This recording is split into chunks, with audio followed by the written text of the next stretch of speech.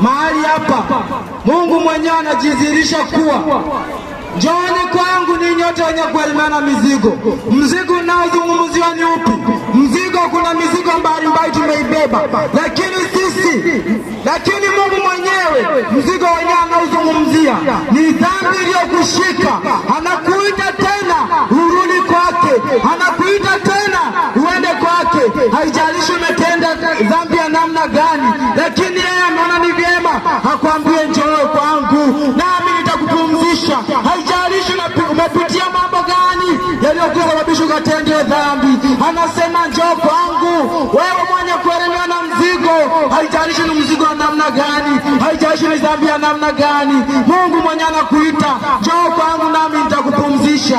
Lakini anapoendelea anasema kwamba jitieni nira yangu mjifunze kwangu, kwa kuwa mimi ni mpole na mnyenyekevu wa moyo, nanyi mtapata raha nafsini mwenu. Umesikia anavyosema ujitie kwake